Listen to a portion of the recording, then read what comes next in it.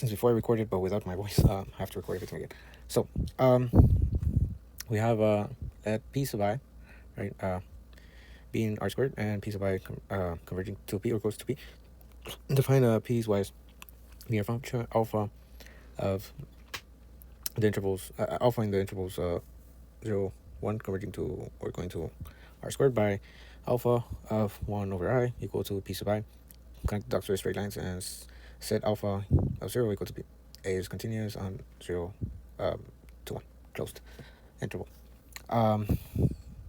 So we could probably start with before jumping to proof. I think I should explain that geometry behind the problem is imagine that each piece of I is simply a dot in the plane. Since the sequence converges, those dots get closer and closer to the point P. So let's say the sequence like this, and this is P, right? And the sequence converges like that, and it's going towards P, right? Or something like, I think that one's too far away.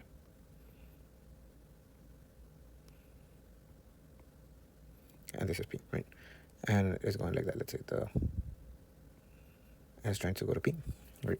First of all, the line segments may be relatively large, right? Like here, and maybe they don't look, or they don't appear there like relatively large, but they're supposed to. But as the dots approach P, the line segments also become confined to a smaller neighborhood around P. So we can say that the curve, by intuition, we can say that the curve or construction should reach the point P smoothly rather than making a sudden jump. We know the interval, it's 0 to 1, right? But it's an alpha, and alpha is 1 over I, right? So we can have, we can't put 1 over 0, so we're going to say, let's say, for example, 1 over I plus 1, right? Because we can have 0. And let's say 1 over I, right? Because we're just multiplying 1 times 1 over I from alpha, right? We can say that the function would be linear, right?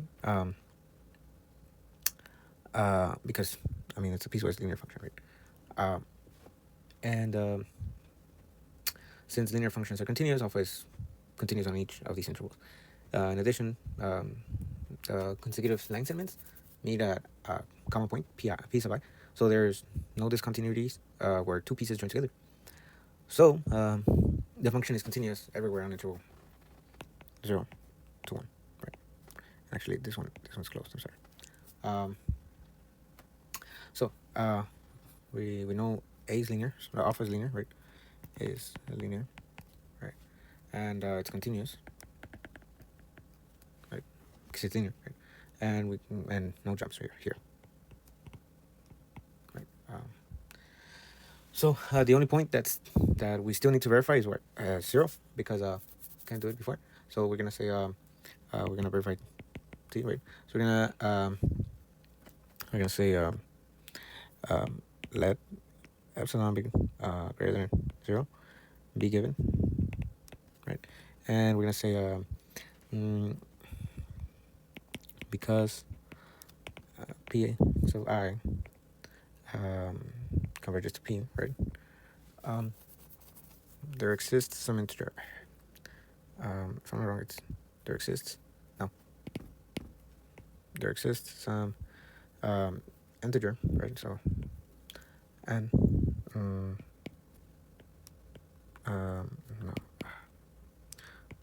some integer n, right? Such that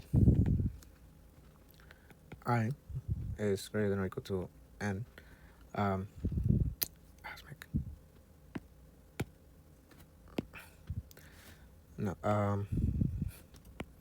Both points p sub I and p sub I plus 1, right? Because we don't have the point at 0, right? Remember, lines like the ball, right? Of radius epsilon, let's say.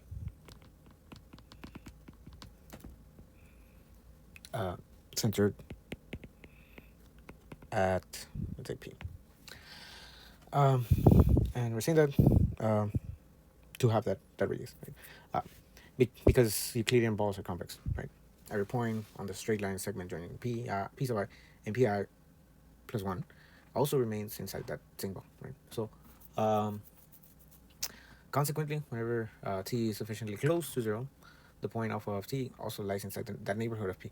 And so, therefore, we can say that as our limit, um, um, t going to 0 of alpha of t should be equal to, right?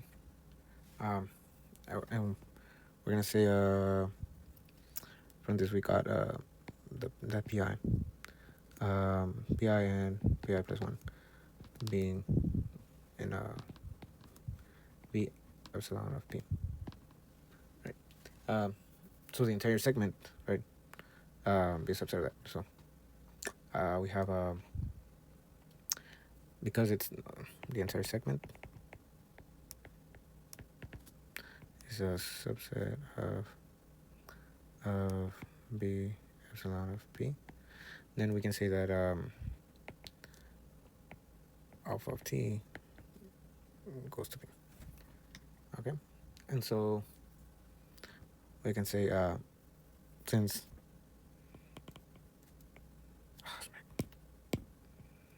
alpha of 0 is equal to p, we can say that the limit of t going to 0, right, alpha of t should equal alpha of 0, right? And this proves that alpha is continuous at 0. Since we've already shown continuity on every other interval, we conclude that alpha is continuous in all of 0 to 1. Therefore, the statement would be true. All right. I would say that the main idea of this proof is that the only possible point of this continuity is that t equals 0. Everywhere else, continuity follows immediately from the fact that the function is piecewise linear, right? At t equals 0, the convergence of the sequence guarantees that the connecting line segments are eventually contained in every neighborhood, right, of the limit point p. Combining these two observations, right, establish continuity on the entire interval. And I forgot to show the interval. So this is p, and like let's say this is p of I, and then backwards section. P of I, and then this is p of I plus 1, and then like basically it's within that interval.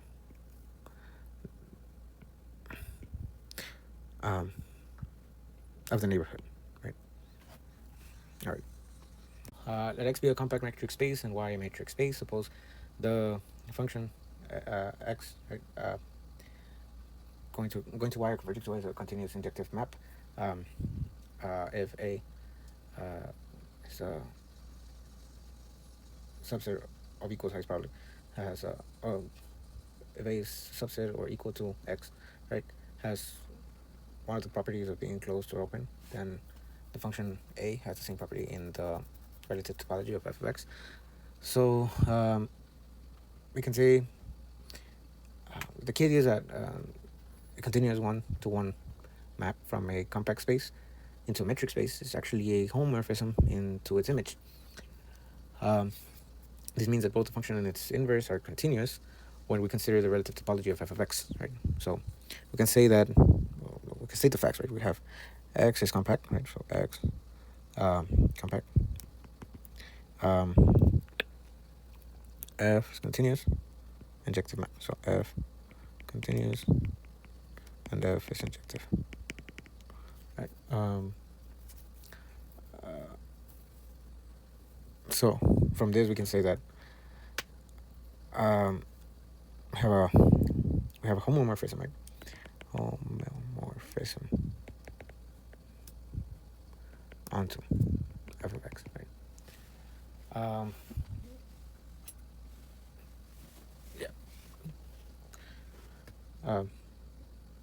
So we can say, since f is a homomorphism onto its image, it preserves topological properties, right? So we have A is closed and x, right? Then we can say that f of A is closed in the subspace f of x, right? And this applies to open as well. So open, right? Right. So closed and open, right? Notice that the problem stated a relative topology, right? Yeah. So, right, this is important because the image f of x may not be open or closed in the entire space y, right? But within the subspace f of x, both openness and closeness are preserved, right? So we could say in f of x, right, we have relative topology, right? Therefore, since a homomorphism preserves both open and closed sets, we conclude that f of a, right, has the same topological property as a. Hence, the statement would be true. Right? So we could say this is true. Okay. I just remember the reason why we say is a homomorphism is because a homomorphism is because x is compact and y is a metric space. A continuous injective map f of x converging to y has a continuous inverse of its image f of x. Therefore, f is a homomorphism x onto f of x. Yeah. Oh, and a homomorphism preserves the shape of space without tearing or gluing it together. So properties like openness and closeness remain unchanged. That's also something I forgot to. So here we have, suppose uh, the function r going to r. A function going from r to r is continuous and surjective if a is a subset or equal to r is connected. Then the inverse of a is connected, right? Now,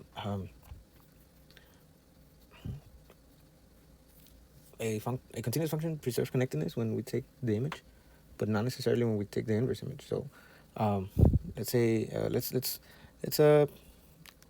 consider the function. Um, let's say we have x cubed minus 3 is equal to our function, right? This function is continuous because it is a polynomial. It is also surjective from r to r, since as x goes to infinity, f of x goes to infinity, and as x goes to negative infinity, f of x also goes to negative infinity. So we can say as x goes to infinity, negative infinity, so does f of x goes to infinity, and this one goes to negative infinity, right? So we can say f, right, is continuous and surjective, right? Now let's have a be equal to the set of 0, and the set is connected because a single point is connected, right? So yeah, we can have a is connected, right? But the inverse image of a is a set of Rx such that x cubed minus x should equal 0. Factoring, we get that x times x minus 1 and x plus 1 should equal 0, right? So when we find what x equals to, we get that or x inverse of the set 0 should be equal to the set negative 1, 0, and 1. Right? And the set is not connected because it consists of separated points, right? So not connected. Right? So therefore, although A is connected, right, its inverse image is not connected, and so the statement is false. Any countable set S equals S of n contained in the interval 0 to 1 is a monotonic increasing function, right? F in the function in the interval 0 to 1 going to 0 to 1, right? With a jump discontinuity at each point in S, and these are all the discontinuities, right? So let's say since this continuity is about. So since S is countable, right, we can list its elements, right? So we can say we can have S equals to S1, S2, S3, dot dot dot, and we can say that the idea is to build a function by adding small jumps at each point Sn, right? So we can say add a jump at each Sn, right? So let's say for example, we have a function such as f of x is equal to the sum of 2 to the negative n, and we have s sub n being less than or equal to x, right? And we know that f is increasing. Yeah, because we can see the graph, right? And basically we have the two graphs, right? One where it's the sum, and then the separate where it's just the answer when you apply n, right?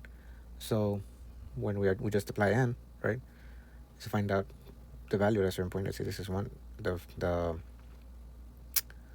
Yeah. Well, we're starting. Let's say we were to start at 1, right? 1. So 1 it would be half, and then it would be 1/4, and then it keeps on going like that. But it never reaches 0, right?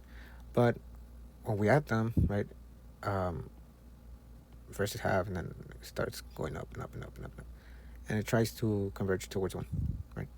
So so we can say if we do this an infinite amount of times, right, we can say that the sum of n equals 1 going to infinity of 2 to negative 1 would be equal to 1.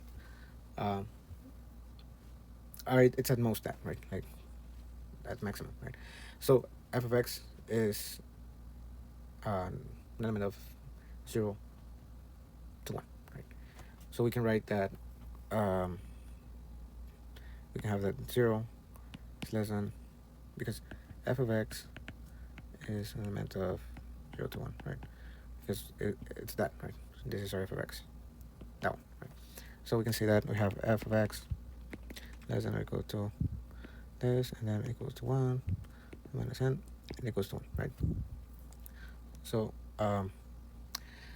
at each point s sub n, the function jumps at least 2 to the negative n. So f has a jump discontinuity there at any point not in s. No jump is assigned, and the small remaining tail of the series can be made arbitrarily small. Therefore, f is continuous at every point outside of s. So we can say Sn is in s, which is a jump size of 2 to the negative n, and then that x is not in s, and that tells us that f is continuous at x, right? So therefore, f has a jump discontinuities exactly at points s and no others. Hence, the statement would be true, right? Yeah. Cool. If the limit of x, the limit of f prime of x as x approaches c is equal to L, and f is differentiable in a neighborhood of e. No, c. Sorry. Yeah, c. Then f prime of c is equal to L, right? So let's say derivative satisfies the intermediate value property, right? So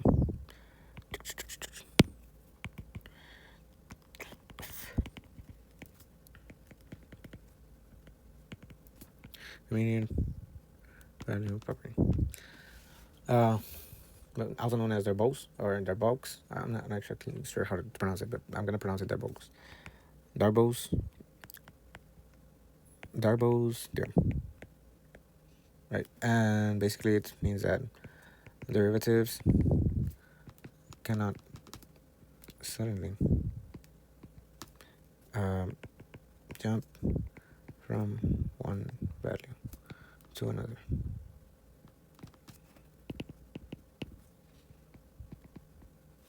Right.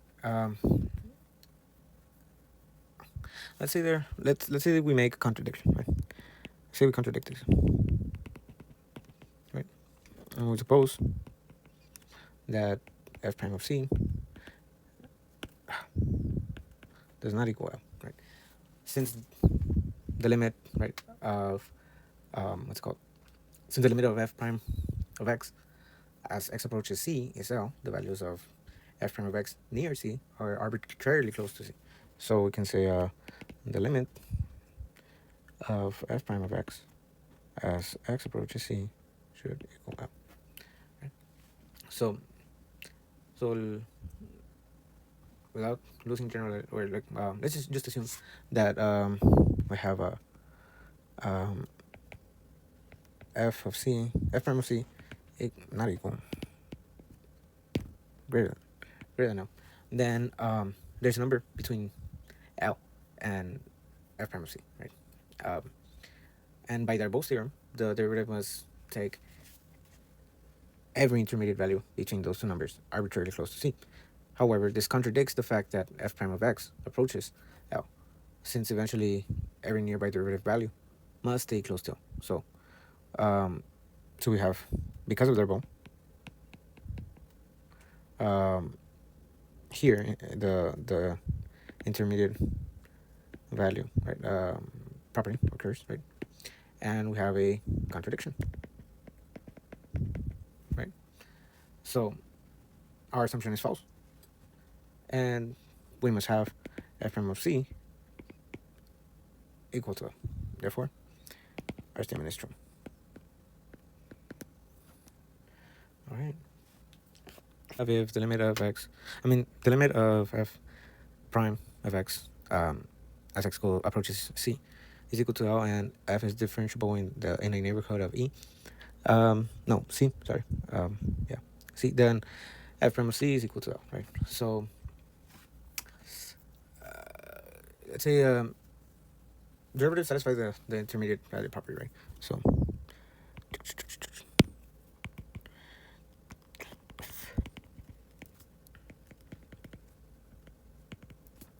intermediate value property, also known as Darbo's or Darbo's. I'm not actually sure how to pronounce it, but I'm gonna pronounce it Darbo's. Darbo's theorem, right? And basically, it means that derivatives cannot suddenly jump from one value to another.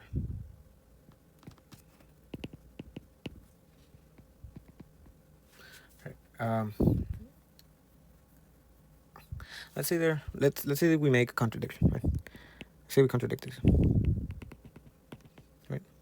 And we suppose that f prime of c does not equal L, right? Since the limit, right, of what's it called? Since the limit of f prime of x as x approaches c is L, the values of f prime of x near c are arbitrarily close to c. So we can say the limit of f prime of x as x approaches c should equal L. Right? So without losing general, or like let's just assume that we have a f prime of c, not equal, greater than L. Then there's a number between L and f prime of c, right? And by Darbo's theorem, the derivative must take every intermediate value between those two numbers arbitrarily close to c. However, this contradicts the fact that f prime of x approaches L, since eventually every nearby derivative value must stay close to L. So we have, because of Darbo, here the intermediate value, right, property occurs, right, and we have a contradiction, right? So our assumption is false, and we must have f prime of c equal to L. Therefore, our statement is true. All right. If the limit of x, the limit of f prime of x as x approaches c is equal to L, and f is differentiable in a neighborhood of e. No, C, sorry. Yeah, C, then f prime of C is equal to L, right? So let's say derivative satisfies the intermediate value property, right? So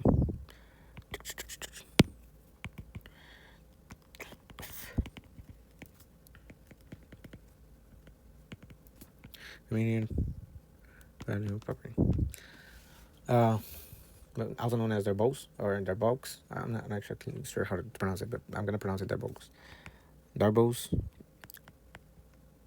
Darbos, there, right? And basically, it means that derivatives cannot suddenly um, jump from one value to another.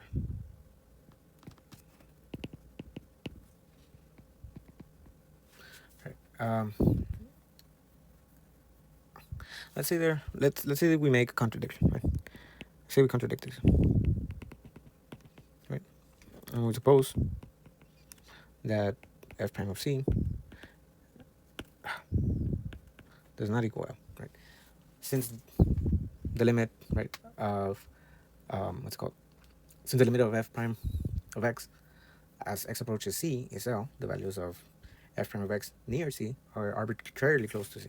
So we can say the limit of f prime of x as x approaches c should equal L. Right?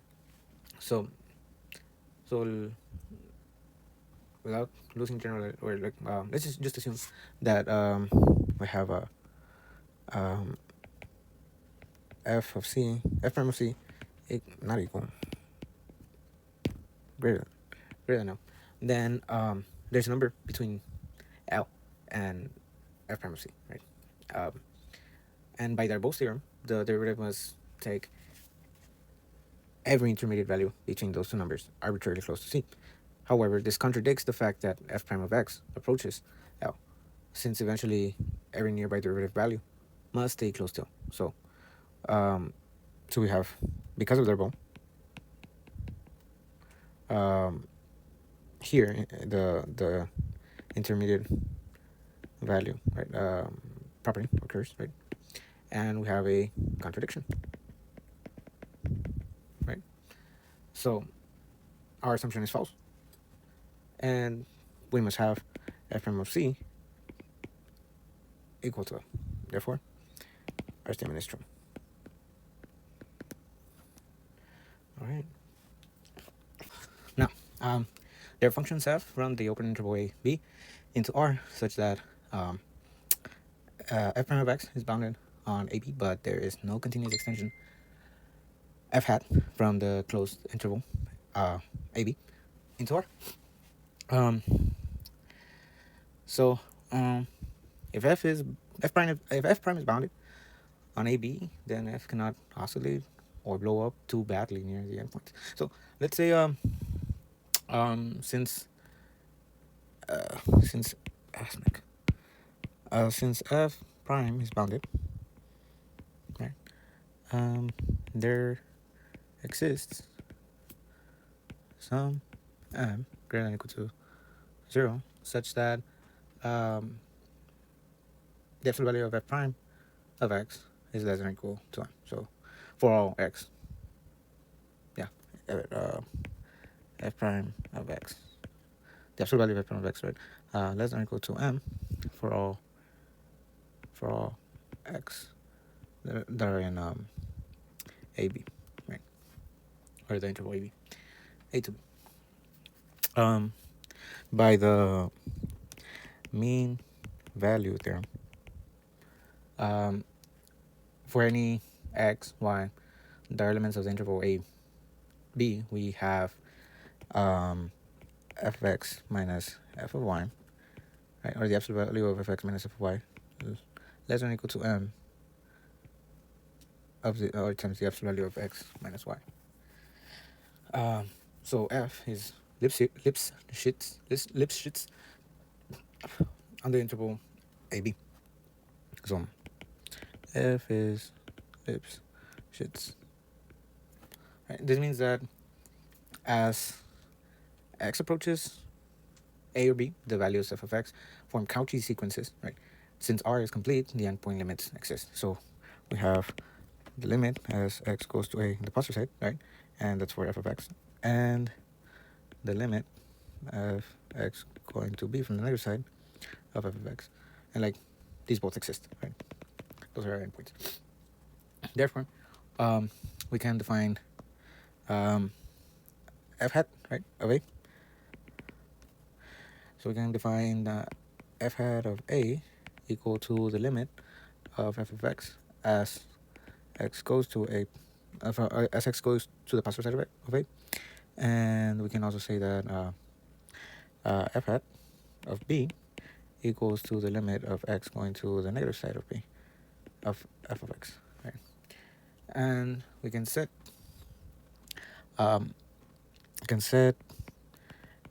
hat of x equal to f of x for x that's an element of a and b, or that is in the interval ab, right? And this gives us a continuous extension of ab.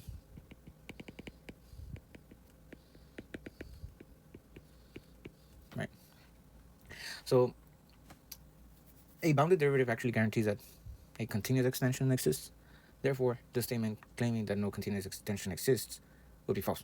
So the important idea is that a bounded derivative controls how fast the f or function can change. Because of this control, f has finite one-sided limits at the endpoints, so we can extend it continuously, right? So we can say a continuous extension exists, right? And this is false, right? All right.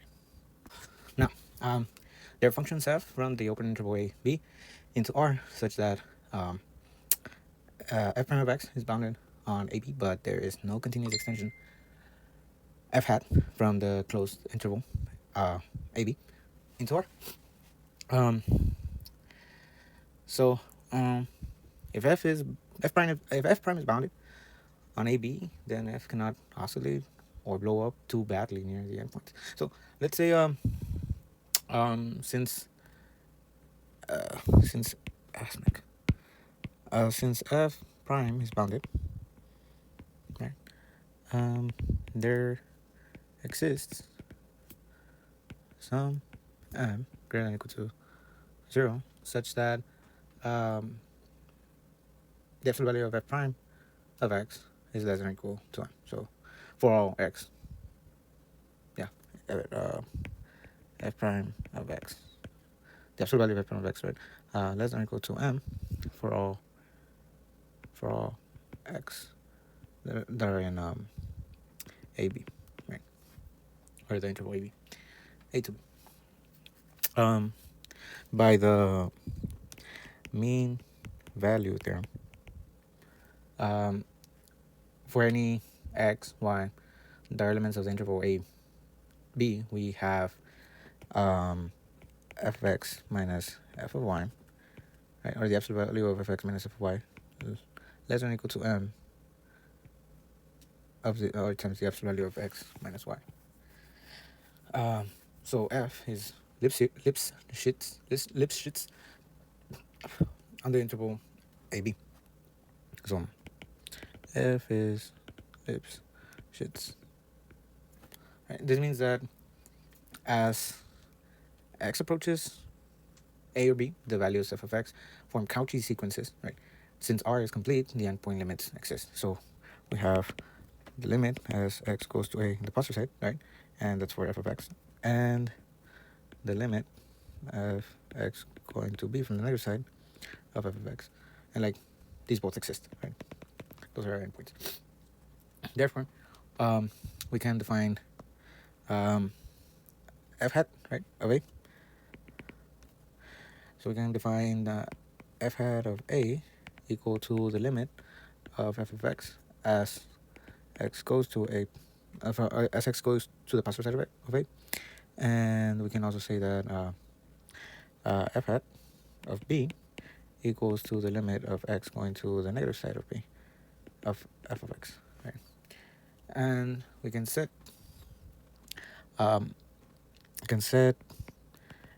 f hat of x equal to f of x for x that's an element of a and b, or that is in the interval ab, right? And this gives us a continuous extension of ab.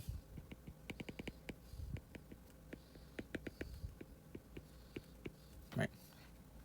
So a bounded derivative actually guarantees that a continuous extension exists. Therefore, the statement claiming that no continuous extension exists would be false. So, the important idea is that a bounded derivative controls how fast the f or function can change. Because of this control, f has finite one-sided limits at the endpoints, so we can extend it continuously, right? So we can say a continuous extension exists, right? And this is false, right? All right. Ouch. So if f is twice differentiable on R, and f double prime is bounded on R, and the limit of the function, the limit of f of x as x goes to positive and negative infinity is equal to 0, then f prime is also bounded, right? So a bounded second derivative means that the first derivative cannot change too quickly, right? Since the function approaches 0 on both ends, right, positive and negative infinity, both ends of the real line, the first derivative also has to remain bounded, right? So we have f double prime is bounded, so f changes at a control rate, right? And since f double prime is bounded, there exists a constant m such that we have f double prime of f of x, or the absolute value of f double prime of x, actually, is less than or equal to m, right? The absolute value of the second derivative, right, or yeah, of x, right? Now, by Taylor's theorem for any h, right, we have if f of x plus h is equal to f of x plus h of f prime of x, no, plus h times, oh, h, yeah, h times f prime of x plus h squared over 2 f double prime of epsilon, right? For some point epsilon between x and x plus h, right? So we have epsilon being here, somewhere here, x plus h, right?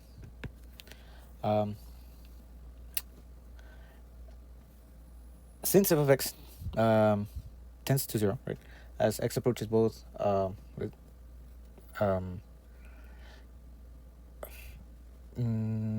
yeah, x is going to 0. F of x going to 0, right? Tends to 0. I mean, it goes to 0, right? From both the positive and the negative side. Okay, like in infinity of infinity, right? The function itself remains bounded. Combining this with the bound on the second derivative, Taylor's formula shows that the derivative cannot become arbitrarily large, right? So we have this, and that tells that f is bounded, right? And f double prime is bounded, and that tells us that f prime is bounded, right? So therefore, the derivative f prime is bounded on the real numbers, and the statement is true. So say this is true. Now, intuitively, right, since the graph of the function flattens out to 0, right, as x goes from both positive and the negative infinity, right, and the curvature is controlled because the second derivative is bounded, the slope cannot suddenly become arbitrarily large, right? So a large slope would force the function away from 0, contradicting the given limit. Yeah, that's what I suppose, right? All right. So for a bounded function f from the interval ab, or closed interval ab, right, into the real numbers and a monotone increasing function alpha from the closed interval ab into the real numbers, f is Riemann still just integrable with respect to alpha, if and only if for every epsilon greater than 0 there exists at least one partition P of the interval of the closed interval AB such that the upper sum minus the lower sum is less than epsilon, right? So this statement, right, really close to the Riemann still just integrability criterion, but it's missing something like around here. I think it's every refinement, right? If I'm not wrong, and if I'm not wrong, it's for every epsilon greater than 0, there must exist a partition B such that every refinement of that partition satisfies UF alpha B star, right, minus L F alpha B star is less than epsilon, right? Where P star is a refinement of where P star is a refinement of P, right? The statement in the problem only requires one partition with this property, right? That is not enough to guarantee integrability, because after defining the partition, the upper and lower sums must continue to stay within the epsilon. So this is just one, not every, right? Partition, right?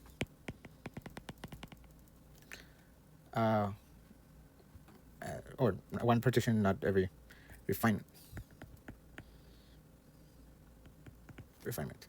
So the condition giver, the condition, right, is weaker than Rudin's current characterization of Riemann still just integrability,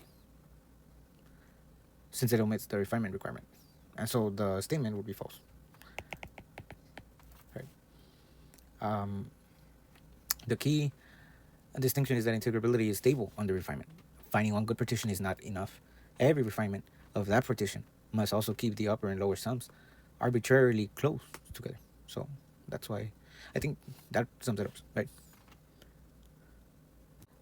So let the series from n equals 1 to infinity of c sub n be a convergent series with each c sub n greater than or equal to 0. Define alpha from the interval 0 to 1 into itself by alpha of x equals the sum of n equals 0 to infinity of cn times the indicator function, which is that one's underlined in blue, of x minus 2 to the negative n plus 1. Then the Riemann still just integral from 0 to 1 of 1 with respect to alpha equals the sum of n equals 0 to infinity of c sub n, right? So we can say our observation is that alpha is a step function, right? So yeah, alpha is a step function, right? So each indicator function would be I times x minus 2 to the negative n plus 1, or 2 to the negative parentheses n plus 1, and that it changes from 0 to 1 at x equals 2 to the negative parentheses n plus 1, right?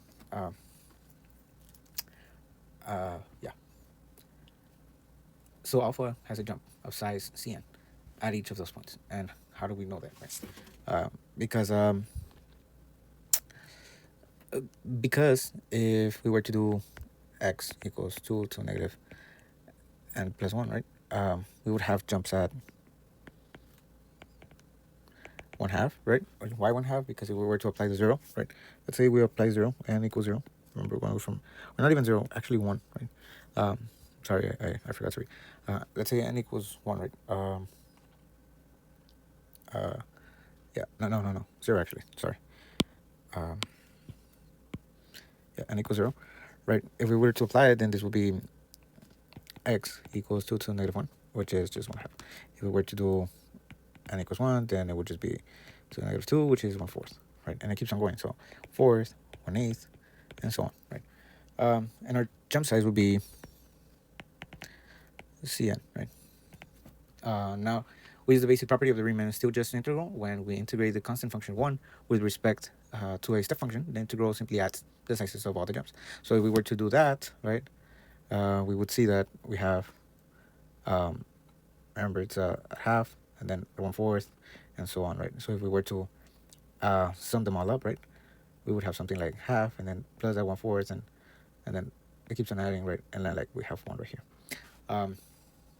So we would have the integral of 1 dA equals to the sum of all jumps, right? So since the jumps would have sizes of c sub 0, c sub 1, c sub 2, we can obtain that the integral of 0 to 1 d of alpha is equal to the sum of n equals 0, the sum of cn's from n equals 0 to infinity, and therefore our statement is true.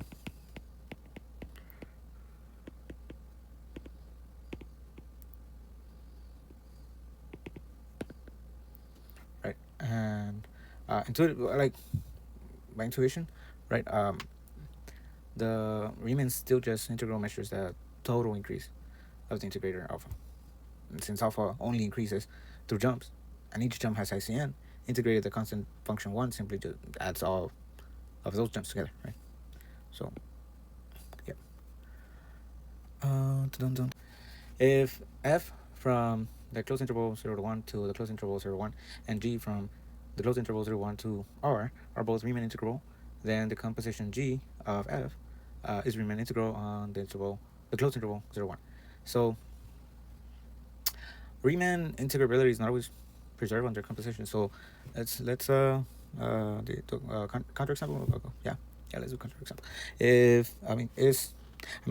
Let C, right, be a fat Cantor set, right, and 0 to 1, right. This has a positive measure but no intervals, right? So we can say C 0 to 1, and C has positive measure. Yeah, C has positive measure. Right. And let's define the f of x being equal to d xc, right? This function is continuous, so it is Riemann integrable. So we can say f is continuous. So it's an element of R, right? It's in R, right? Now let's have C. Let's have G. Define G, right? G of Y. Let me redo that again because it looks horrible.